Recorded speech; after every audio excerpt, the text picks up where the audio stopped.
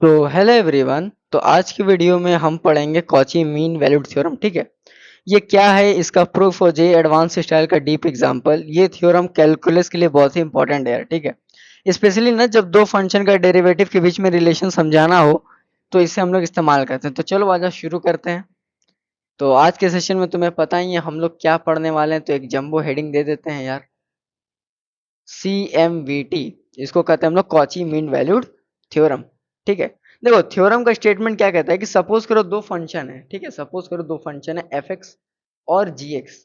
fx और gx क्या है, दो फंक्शन है और क्लोज्ड इंटरवल a और b में। ठीक है, और ये जो दोनों है ये क्लोज्ड इंटरवल a और b में कंटिन्यूअस है। ठीक है, कंटिन्यूअस है। ठीक है, दो फंक्शन है fx और gx, ये क्लोज इंटरवल a b में कंटिन्यूअस है और ओपन इंटरवल ए बी में। और यही दो function open interval A B में डिफरेंशिएबल भी हैं। क्या है, डिफरेंशिएबल, डिफरेंशिएबल भी हैं। तो ठीक है, में डिफरेंशिएबल है। और एक कंडीशन ये भी होती है कॉची मीन वैल्यूड थ्योरम में कि जी डैश ऑफ एक्स, ठीक है, जी डैश ऑफ एक्स जो होता है वो जीरो के इक्वल नहीं होता है। तो हर पॉइंट ए बी में, हर पॉइंट, ठीक है, इसको ऐसे लिखने से बढ़िया है कि तुम इसको ऐसे लिख दो, एट एवरी पॉइंट, ठीक है, ए कॉमा बी में। तो ठीक है, तो कॉची मीन वैल्यूड थ्योरम कहता है कि ऐसा एक पॉइंट सी जरूर होगा इस ए कॉमा बी इंटरवल में, ठीक है, जो इसको सेटिस्फाई करता है। किसको सेटिस्फाई करता है, F dash of C by G dash of C is equal to F of B minus G of sorry F of B minus F of A upon में ये हो जाएगा तुम्हारा G of B minus G of A. ठीक है, बात को तुम समझो। अभी मैंने क्या बोला तुम इस बात को समझो। दो फंक्शन है, दो function close interval A B में कंटिन्यूअस है। ठीक है सर, वही दो function open interval A B में डिफरेंशिएबल है। देखो सिर्फ ये दो कंडीशन होती है ना, तो एक इसके लिए एलएमवीटी होता है। एलएमवीटी सिर्फ इन्हीं दो कंडीशंस पे लगता है, लार्जेस्ट मीन वैल्यूड थ्योरम। ठीक है, लेकिन एलएमवीटी की बात नहीं करेंगे। उसी एलएमवीटी में एक कंडीशन और आ जाए कि जी डैश ऑफ एक्स जो है वो किसी भी पॉइंट ए कॉमा के बीच में अगर डिफरेंशिएबल नहीं है, मतलब आई मीन कि जी डैश ऑफ एक्स किसी भी इंटरवल ए कॉमा के बीच में वो जीरो के इक्वल नहीं है, जीरो के इक्वल नहीं है, तो एफ डैश ऑफ सी या और जी डैश ऑफ सी वो इस इक्वेशन के बराबर होगा। ठीक है, it is the jumbo equation of CMVT। ठीक है, यही तुम्हारा CMVT है। हम लोग इस पर और भी आगे बात करेंगे, अभी चिंता मत करो, बात को समझे। तो कॉची मीन वैल्यूड थ्योरम क्या कहता है कि ऐसा एक पॉइंट सी जरूर होगा ए कॉमा बी के इंटरवल में जो कि इसको सेटिस्फाई करेगा। किसको सेटिस्फाई करेगा, इसको सेटिस्फाई करेगा, इस चीज को। ठीक है, इस चीज को सेटिस्फाई करेगा। ओके, ओके, कोई दिक्कत जी सर, कोई दिक्कत नहीं है मैं तो। अच्छा, समझो कि इसका क्या मतलब होता है। ठीक है, समझो कि इसका क्या मतलब होता है। ठीक है, तो सबसे पहले बात, एक बात जान लो ना, कि एक बात यहाँ पे तुमको जाननी बहुत जरूरी है कि जो CMVT है, CMVT क्या है, एक जनरलाइज्ड फॉर्म है, एक जनरलाइज्ड वर्जन है तुम्हारा LMVT का। ठीक है, जिसने भी LMVT के ऊपर मेरी वीडियो देखी है उसको ये पता होगा कि मैं क्या बोल रहा हूँ। LMVT में सिर्फ दो कंडीशन होती थी कि ए कॉमा बी के बीच में कॉन्टिन्यूस होना चाहिए और ओपन इंटरवल ए कॉमा के बीच में ये डिफरेंशिएबल होना चाहिए। यहाँ पे ये डिफरेंशिएबल होना चाहिए और यहाँ पे ये कॉन्टिन्यूस होना चाहिए।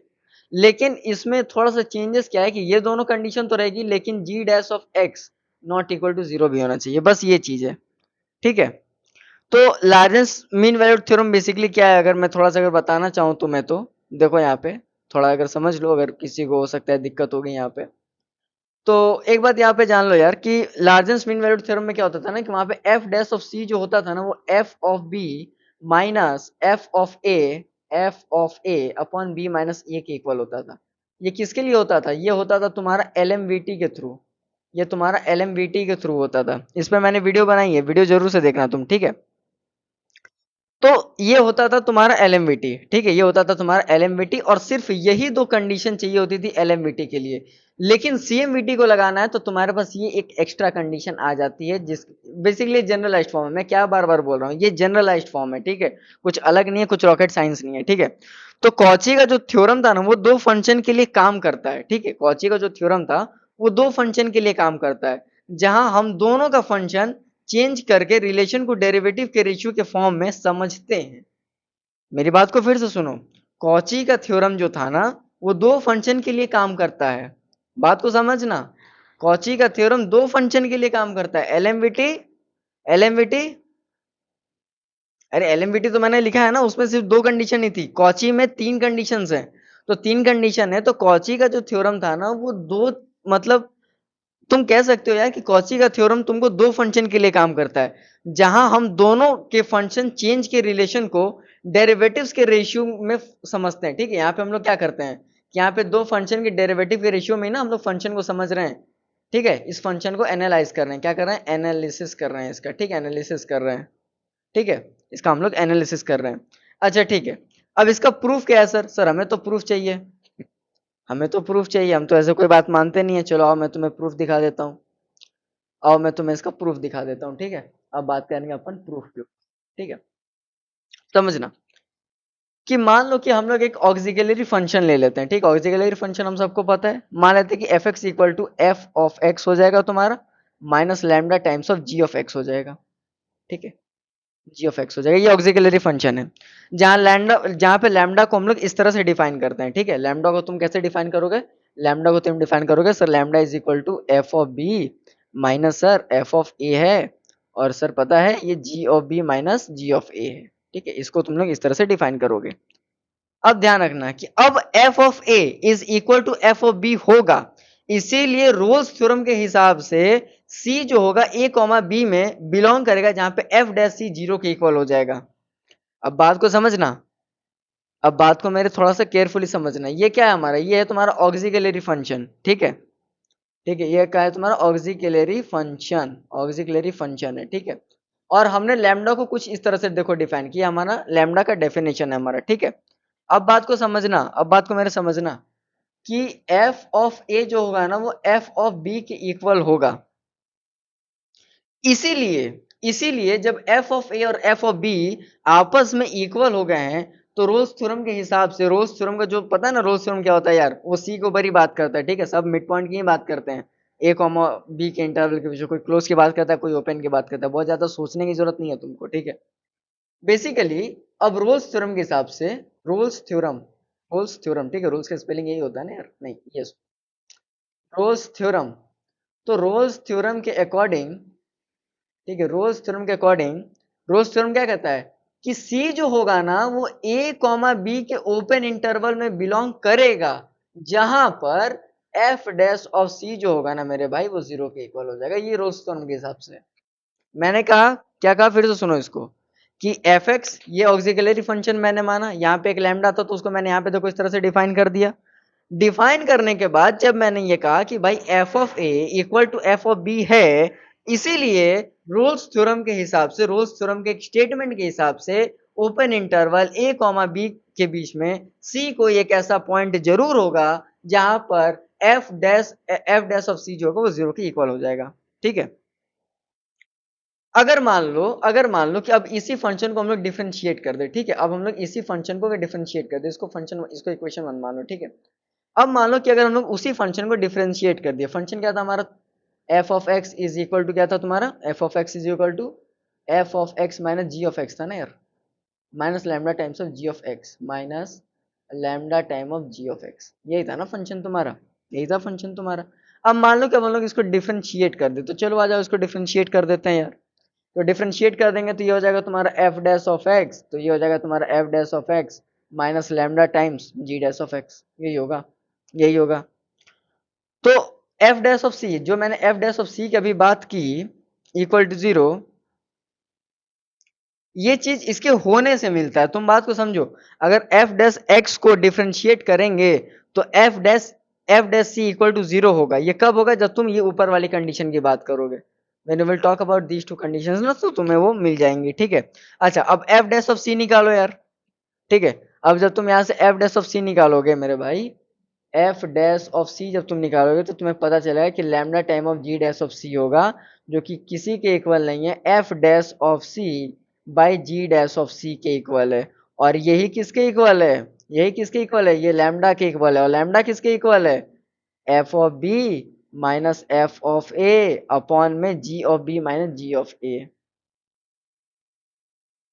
यही बात प्रूफ करनी थी यार, यही बात प्रूफ करनी थी, थोड़ा यहाँ ध्यान से देखो। ठीक है, यही बात तो प्रूफ करनी थी। ठीक है, ठीक है, यही बात तो प्रूफ करनी थी तुमको। देखो यहाँ पे, यही चीज ना प्रूफ करनी थी। प्रूव हो गई, प्रूव हो गई। आ जाओ, एक चीज और समझते हैं इसको, एक रियल लाइफ एग्जांपल देने से बढ़िया है ना कि मैं तुम्हें कुछ क्वेश्चंस करा के ही बता देता हूँ यार, कि मतलब ये क्या है, कैसे काम करता है। ठीक है, मान के चलो कोई एक फंक्शन है एफ एक्स, तो एफ एक्स क्या है तुम्हारा, एक्स क्यूब है, और जी ऑफ एक्स क्या है तुम्हारा, एक्स है। ठीक है, और इंटरवल है तुम्हारा 1 से 3, इंटरवल है तुम्हारा 1 से 3। तो एक काम करो ना, सबसे पहले कि एफ ऑफ 3 निकाल लो, F of 3 minus F of 1 निकाल लो, तो क्या आएगा, 9 माइनस 1 8 आ जाएगा। और जी ऑफ 3 माइनस जी ऑफ 1 निकाल लो यार, तो 3 माइनस 1 क्या होगा, 2 हो जाएगा। ठीक है, अच्छा अब डेरिवेटिव निकालो, इसका डेरिवेटिव तो तुमने निकाल सकते हो ना यार, डेरिवेटिव तो हम सबको आता है निकालना। तो एफ डैश ऑफ एक्स निकाल लो, तो वो आ जाएगा 2x। और जी डैश ऑफ एक्स किसका निकालना है यार, एक्स का ना, तो जी डैश ऑफ एक्स निकालोगे तो ये तो 1 हो जाएगा। अच्छा, कॉची मीन वैल्यू थ्योरम के हिसाब से वही वाला फंडामेंटल लगा दो, रेशियो ले लो तुम, जब तुम रेशियो ले लोगे तो 8/2 आ जाएगा, जो कि 2c/1 के इक्वल होगा, यानी कि 4, यानी कि c इक्वल टू 2। यहाँ से c का वैल्यू आ गया, यानी c ही वो एक पॉइंट है जो कि कॉची मीन वैल्यू थ्योरम को सेटिस्फाई करेगा। पता चला ना कैसे किया मैंने, बस मैंने देखो यार यही फॉर्मूला इस्तेमाल किया, कुछ मैंने अलग नहीं किया है। ठीक है, मैंने एफ ऑफ बी निकाला, एफ ऑफ ए निकाला, जी ऑफ बी निकाला, जी ऑफ ए निकाला, इसका रेशियो ले लिया। कुछ अलग किया क्या मैंने, कुछ अलग किया नहीं किया ना भाई। फॉर्मूला लगाना सीखो, कंसेप्ट सीखो, इसलिए तो मैं कंसेप्ट बताता हूँ भाई। 10 क्वेश्चन करोगे उसका कोई फायदा नहीं है, एक अच्छा क्वेश्चन करोगे उसका बहुत ज्यादा फायदा है। ठीक है, अब एक एडवांस स्टाइल का क्वेश्चन ले लें। बेसिकली एडवांस स्टाइल क्या ही लेंगे यार इसमें, मतलब इकलौता इसी टॉपिक से तुम क्या ही बना लोगे। ठीक है, एक और ले लेते हैं समझाने के, जैसे एफ एक्स मान लो, तो 3x² ले लिए, प्लस 4x ले लिए, प्लस 5 ले लिए। और जी ऑफ एक्स ले लो, तो जी ऑफ एक्स ले लो तो ये हो जाएगा x² माइनस एक्स ले लो प्लस 25 ले लो। ठीक है, तो अब तो तुमको पता है ना यार कि एफ ऑफ 1 निकालना है, एफ ऑफ 2 निकालना है। ठीक है, 1 से 2 इंटरवल दिया हुआ है यहाँ पे। ठीक है, जी ऑफ 1 निकालना है तुम्हें, जी ऑफ 1 निकालना है तुम्हें, जी ऑफ 2 तुम्हें निकालना है। ठीक है, उसके बाद एफ डैश निकालोगे, जी डैश निकाल दोगे। ठीक है, उसके बाद तुम क्या निकालोगे, उसके बाद निकालोगे एफ डैश ऑफ एक्स निकालोगे, उसके बाद तुम निकालोगे जी डैश ऑफ एक्स। ठीक है, उसके निकालने के बाद जो है ना तुम फॉर्मूला ये वाला अप्लाई कर दोगे, F dash of C upon G dash of C is equal to F of B minus F of A upon G of B minus G of ए।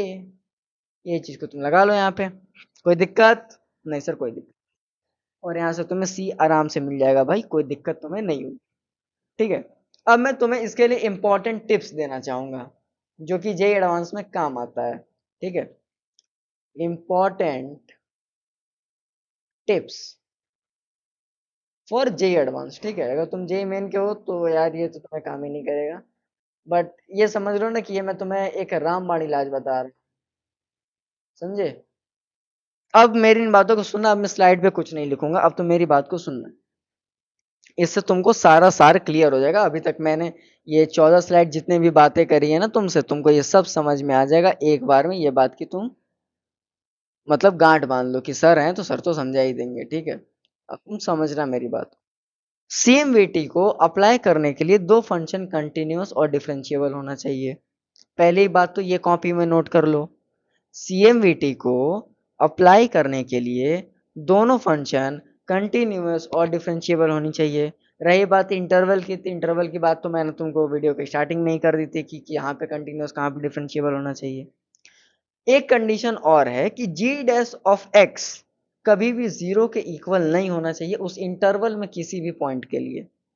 मान लो कि इंटरवल 1 से लेकर के 5 है, तो 1 से लेकर के 5 के बीच में कोई भी ऐसा जी डैश ऑफ एक्स नहीं होना चाहिए, तो कोई भी ऐसी एक्स की वैल्यू 1 से लेकर 5 इंटरवल के बीच में नहीं होनी चाहिए जहाँ पर उसका अगर तुम डेरिवेटिव लोगे तो 0 की इक्वल आ जाता है। पता है ऐसा क्यों होता है, क्योंकि क्वेश्चन में ही तुमको दिखाना होता है F dash of C by G dash of C, इसीलिए मैं तुम्हें ये बात बोल रहा हूँ कि जी डैश ऑफ सी 0 के इक्वल नहीं कर सकते, क्योंकि फंक्शन फिर अनडिफाइंड हो जाएगा। ठीक है, लिमिट और इनडिटर्मिनेंट फॉर्म के लिए CMVT बहुत यूजफुल होता है, इसको भी तुम कॉपी में लिख लो, जब तुम क्वेश्चन करोगे तो पता चलेगा इसका क्या जरूरत होता है।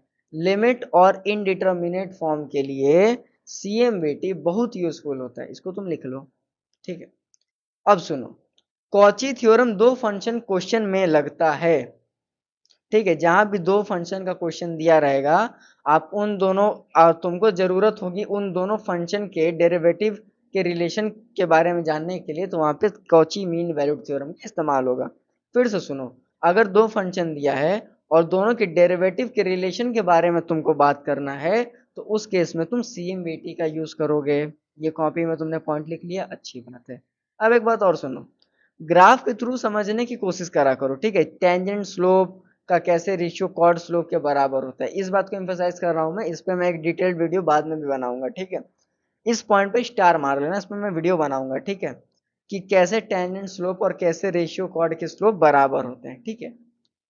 अब मैं तुम्हें कुछ और एक्स्ट्रा इंसाइट्स बता दे रहा हूँ, ठीक है। सो तुमको समझने में ना आसानी होगी। एक्स्ट्रा में मैं तुम्हें यह बताना चाहूंगा मेरे भाई, कि जब भी लिमिट 0/0 हो या इन्फिनिटी फॉर्म आए, तो CMVT की मदद से हम डेरिवेटिव का रेशियो निकाल करके लिमिट को सॉल्व कर सकते हैं। ये बहुत कम टीचर बताते हैं, इवन तुम बड़े बड़े कोचिंग मॉड्यूल्स में देख लोगे तुमको ये नहीं मिलेगा, ठीक है। कई जगह तो कॉची मीन वैल्यूड थ्योरम ही तुम्हें नहीं मिलेगा, ठीक है। तो अगर 0/0 हो, इन्फिनिटी हो, तो हम दो फंक्शंस का डेरिवेटिव का रेशियो निकाल करके उनको सॉल्व कर सकते हैं, ठीक है। अब कंक्लूजन पे आ जाओ। कॉची मीन वैल्यूड थ्योरम एक बहुत ही पावरफुल टूल है, जैसे कि तुम्हें पता है कैलकुलस में, स्पेशली जब दो फंक्शन के बीच में रिलेशन को समझाना हो। तो यार अब मैं यही कहूंगा कि एग्जांपल्स को प्रैक्टिस करो, एडवांस के इलस्ट्रेशंस लगाओ, ठीक है, अच्छी अच्छी किताबें लगाओ, अच्छे अच्छे मॉड्यूल्स लगाओ, ठीक है। और अगर कोई ज़रूरत पड़ी कि सर यहाँ पे ये कैसे हुआ कैसे नहीं हुआ, तो मैं टेलीग्राम पे तो अवेलेबल हूँ ही, ठीक है, तुमको पता है यार। ये सारे बेनिफिट है मेरे चैनल को ज्वाइन करने के यार। मेरा सोशल मीडिया लिंक है, मेरा टेलीग्राम चैनल भी है @mathstryhard करके, ठीक है, वहाँ तुम जुड़ जाना।